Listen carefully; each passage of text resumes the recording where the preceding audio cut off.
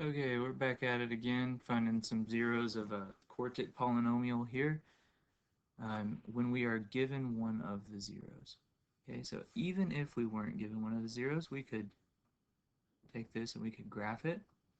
When you hit graph, you'll see 1, 2 real zeros. You're like, but I thought it was supposed to have 4. It does. Okay, but 2 of them are going to be imaginary, it would seem. Okay, so if we go to the table, you see why 2 is a 0. When you go to when x equals 2, look at what the output or what the y value would be, 0. You actually can see up here there's another one. When x is negative 2, it's also 0. That will come into play here in just a moment. But for now, we're going to take that 2, and we're going to perform some polynomial synthetic division.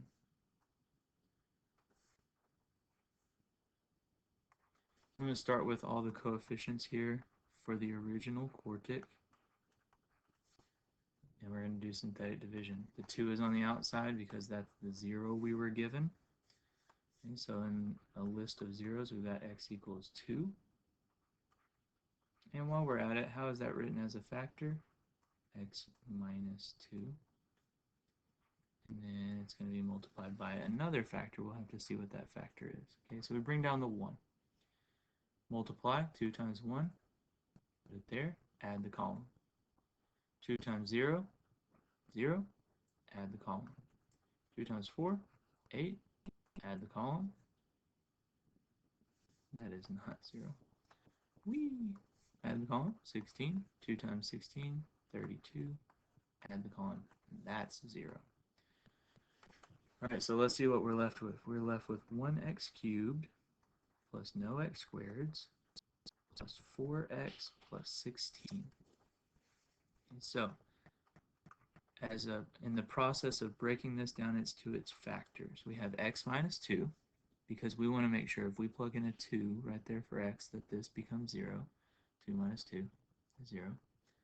We have x cubed plus 4x plus 16 left over.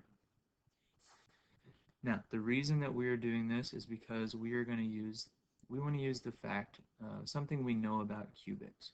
What do we know about cubics? We know that a cubic equation, a cubic function, is going to have at least one real 0.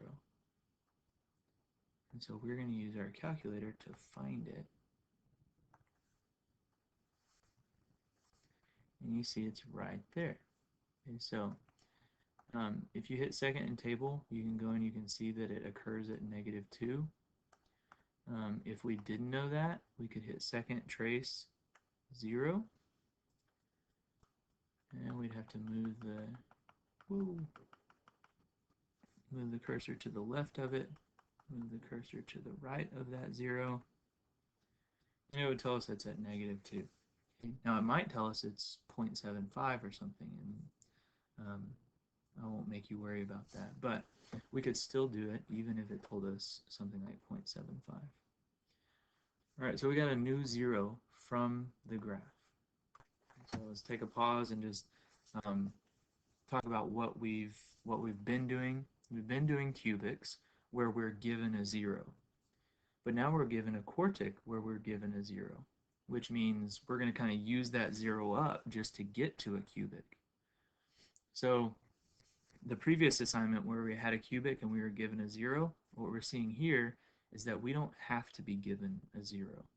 We could go to the calculator and find that 0, find a 0, and then perform the synthetic division the same way we were before. Okay, so everything that I'm about to do is the same as what we did on previous assignments. The only difference is what's led up to it is we had to do synthetic division one time, and then we had to take the cubic function that we got out from that division and use it to find a second 0. And now that we have it, it's all the same. So we have 1x cubed. How many x squareds do we have? 0, 4, 16. Very important to put a placeholder when you're doing synthetic division. Not as big of a deal for long division. Synthetic es muy importante. So negative 2 times 1, negative 2, add the column. Negative 2 times negative 2 is 4. Add the column. Negative 2 times 8, negative 16. Add the column. And you should be getting zeros here on these. If you aren't, you got to check your, to make sure you're multiplying and adding right. Okay, so we already had a 0 of x equals 2, and that meant the linear factor was x minus 2. Now we have a factor, or a 0 of x equals negative 2, which means our linear factor is x plus 2. And now we have an x squared minus 2x plus 8. X squared minus 2x plus 8. Okay, this times this times this is equal to the original quartic. Okay, those are its 3 factors. You're like, well, we have one more. Let's see about it. Are there factors of 8 that add up to negative 2? And I know what you're thinking, negative 4 and 2. But negative 4 times 2 is negative 8, not positive 8. So that is not factorable. So what are you going to do? You guessed it.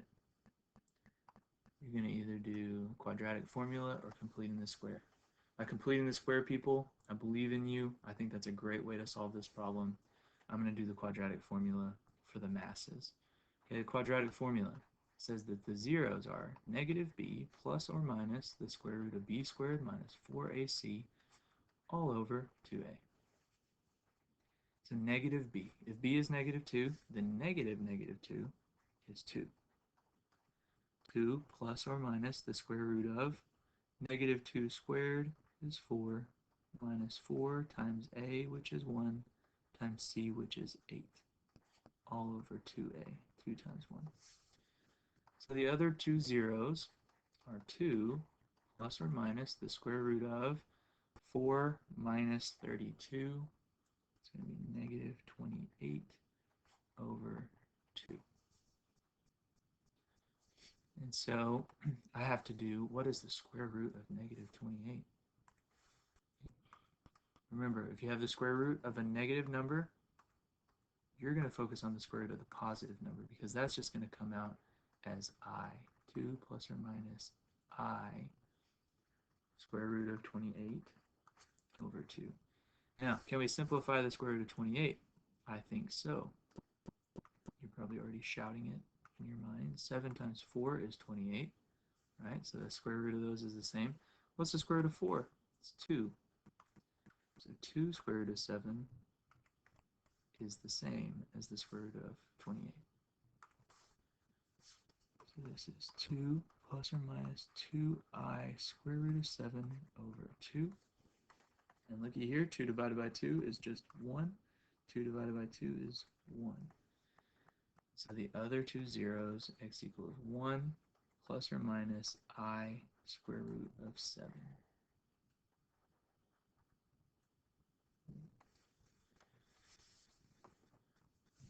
And so we have now factored another one. I'll do another couple videos with examples. Keep hanging in there. You rock.